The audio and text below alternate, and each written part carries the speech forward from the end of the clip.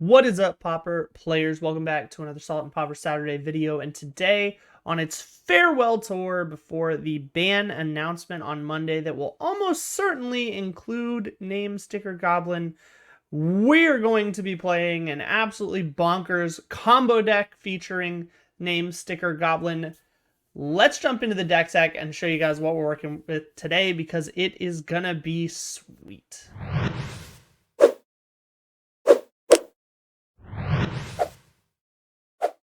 Alrighty, guys, welcome to the deck tech of this sweet Goblin Storm brew by Kalikaz. This is a super cool deck that we are going to be playing for this week's deck tech and gameplay highlight. Awesome deck. Had a ton of fun testing with it this week. But by the time you see this, it may not even be legal. On the eve of a pending ban and restricted update coming on Monday, December 4th. Lots of buzz and speculation happening, but rather than do that this week, I figured we would just give a nice little farewell tour to my number one pick for the ban and restricted update. This guy right here, Sticker Goblin. So we are going to send him off with a bang with this incredible Storm deck. So we start on a 16 land base with 4 Lotus Petals. This has become the norm for most of the name Sticker Goblin red decks lately. But we are going to be running some pretty spicy tech. This is an absolutely amazing combo deck put together by Kali that I've had a blast with. So we have 4 Goblin Blast Runners, we have 4 Goblin Tomb Raiders, and we have 4 Goblin Bushwhackers. We have 4 Synthesizers, we have 4 Kuldotha Rebirths. These are all standard, but what isn't standard is these 4 Brightstone Rituals. This is an instant that adds 1 red for each Goblin on the battlefield, not just that you control. That is crucial in the Kuldotha red mirror match, so keep that in mind as we move into our games. We have a full 8 4 Reckless, 4 Ren's Resolve. We have 4 Name Sticker Goblin. Of course, that is one of the biggest Storm components.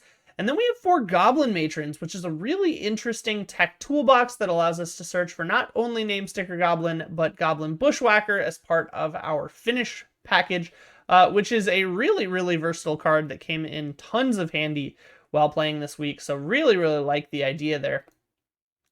Out of the sideboard, we have 4 Ground Rifts. This is also put in for things like the mirror match or elves or walls or things that go really wide that maybe we can't blitz out on our combo turn.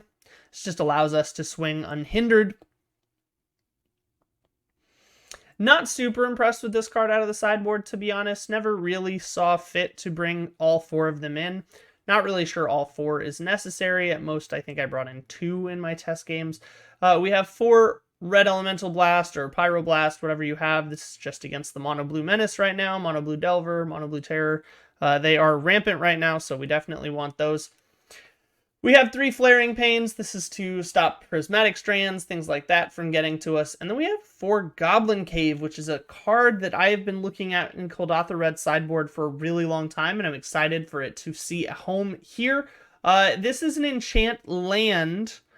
And as long as the enchanted land is a basic mountain, all goblin creatures get +0/+2. So this gives your combo turn, if you play it before you combo out, immunity to things like Suffocating Fumes, which is, or, Fiery Cannonade, things like that, which is really cool tech. And it was definitely useful throughout the weekend testing. So really like the Goblin Caves tech here. But that is it for the deck, guys. We are going to be comboing out with this Mono Red Storm or Goblin Storm build. So let's run through and check out these feature match games. Before we do that, guys, make sure you head down and hit the subscribe button if you're enjoying the content. I really appreciate it. And let's dive into match number 1. All right, guys, match number 1 against X4PU. Let's jump in. We lose the die roll, so we are on the draw here. This is not the greatest hand we've ever seen. We are going to ship it back. Unfortunately, this is not much better So we're going to have to ship this back again. But this is a much better hand. So we're going to go ahead and run with this. We'll put those 2 back. And we are off to the races with a Goblin Matron and a lot of draw sources. So let's see how this goes.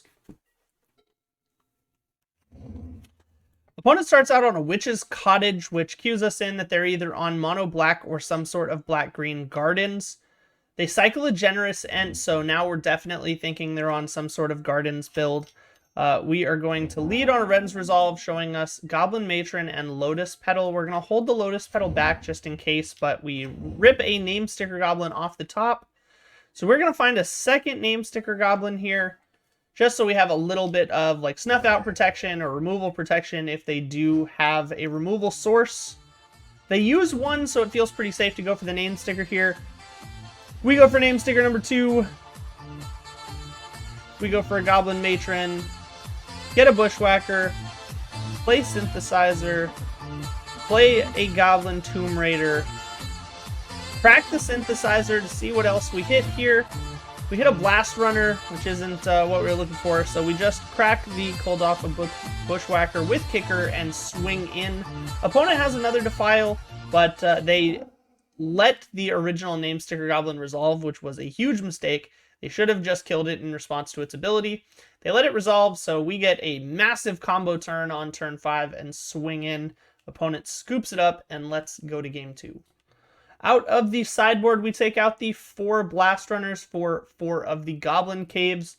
That is a fairly common sideboard for me here. The Blast Runner seems largely redundant and is slightly worse, in my opinion, than Goblin Tomb Raider, so we end up cutting those to the sideboard cards a lot. But those are the sideboard choices.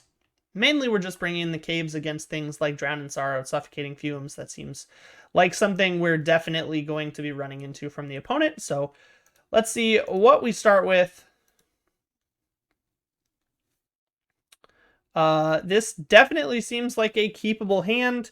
It's got double Rebirth and a Goblin Cave, so if we can land Goblin Caves first and then start rebirthing, we're going to be probably pretty good here. We are going to keep this hand, and off we go. Turn 1 from the opponent is just a basic. This is fine. We hit a Synthesizer here, which is great. It gives us another thing to sacrifice to our Rebirth, so we don't have to eat a land. We draw another Great Furnace, though, so we have the land anyway. We're going to go ahead and hit a Reckless. Seeing a land and a Tomb Raider. That's fine. Opponent starts on a Wood Elves to ramp themselves for a duel, which is okay. We're just going to hit Synthesizer, which reveals a Matron. It's a little bit sad, but fine. We don't particularly need it, although it would be nice to use that Matron for a Bushwhacker. We end up hitting another Matron anyway, which is fantastic. So we just play a land, we play the Goblin Caves, and then we're going to go ahead and rebirth. Opponent has a Defile for our Tomb Raider, but that's fine. Now we have a bunch of 1/3s. Opponent just going to lend on Generous Ent, and we had an incredible run out here. So we're going to lead on a Sticker Goblin into a Goblin Matron. We're going to play another Rebirth, then kick this Goblin Bushwhacker and go super wide for a huge swing here on turn 5 again. Opponent goes down to 4. Sign in Blood's down to 2, and that's about all they wrote. Opponent is dead to combat next turn. Scoops it up. GG's to the opponent. Let's jump into match number 2. All right, match number 2 against Jimmy Mulligan. Unfortunately, we do lose the die roll again, so we are on the draw again. Unfortunately, this is not a super keepable hand.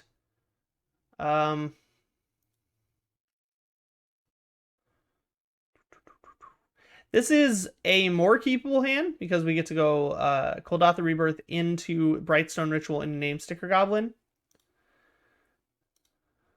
So we are going to keep this one. We're going to throw the Bushwhacker back on the plan that if this Brightstone resolves, we're going to Goblin Matron for it anyway. This is definitely a risky line. But I think this is the way we want to go, especially because if Name Sticker doesn't give us 5 mana, that line is pretty awful. But 5 is the average, so we're going to hope that we get at least that. Opponent leads on a Dross Force Bridge, so this could be either Grixis Affinity or it could be something else. We're just going to lead on a turn 1 Koldath Rebirth, try to go for the big combo turn on turn 2. Opponent just Deadly Disputes into a Chain Lightning on us here. That Chain Lightning could have been very, very bad if it had gone at one of our goblins, funny enough. But unfortunately for the opponent, they just sack a land to draw some cards and then Chain Lightning our face. Very strange turn from the opponent. Maybe they just didn't know what really to expect and they were trying to race us. But we get to go ahead and resolve this Brightstone Ritual. We top decked another name Sticker Goblin, and now we have a Ren's Resolve in hand. So we are going to go uber deep on this combo turn for turn 2. Off we go.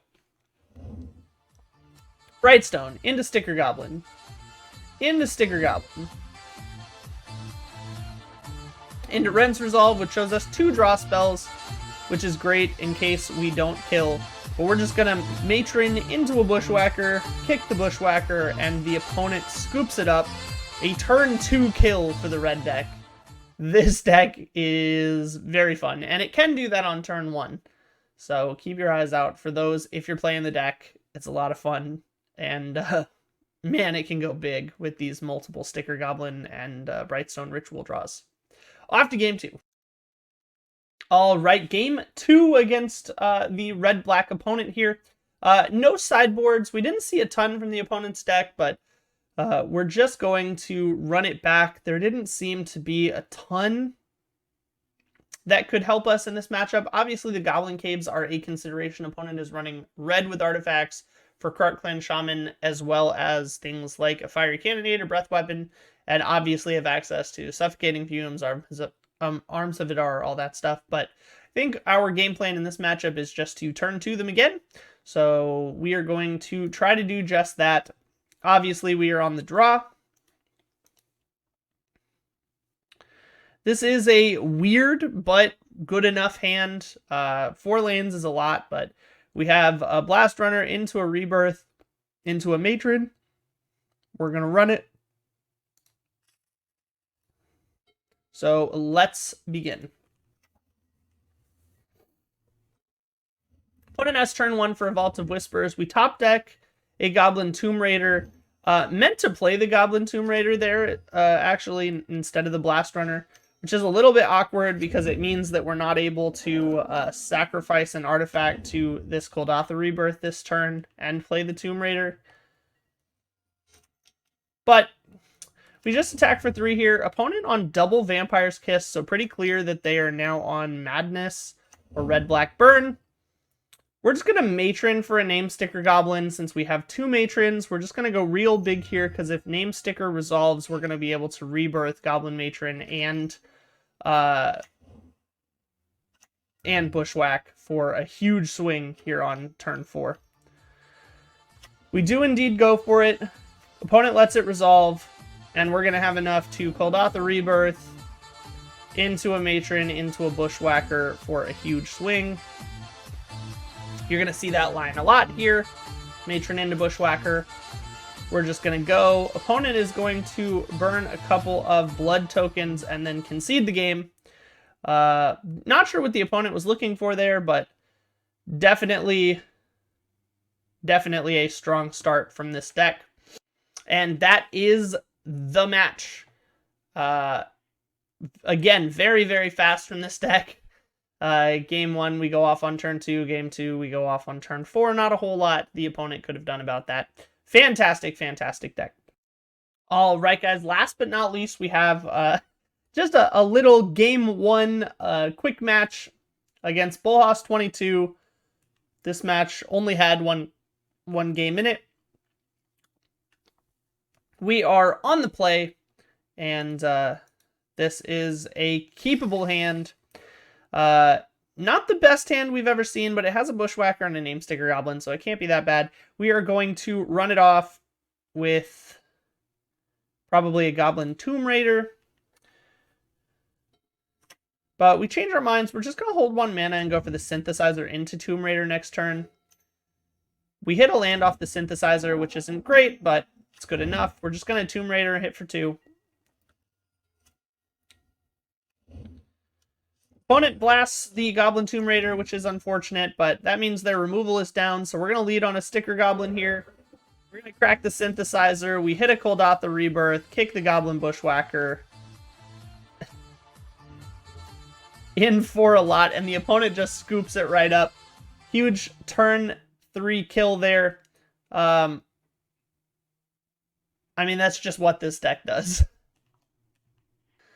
Alright guys, that was just a very fast, lightning fast, you could say, blitz of a combo deck. This deck combos off and kills very, very quickly. We had lots and lots of matches to choose from this week. Not all of them were wins, but I wanted to showcase just the speed and power of what happens when this deck combos off. It goes crazy. This deck was a ton of fun to play, and you should play it while you can, because come Monday, I fully expect Sticker Goblin to get banned. That being said, guys, if you enjoyed the video, make sure you like it down below and drop a comment as to whether or not you think Sticker Goblin deserves a ban and what you expect to see banned on Monday, because come Monday night, maybe Tuesday, depending on how quickly I can get it edited, I will have a special video out just to go over the bans once they are announced and what I expect will happen from them. So I will see you guys then. As usual, goodbye forever, unless I see you next time.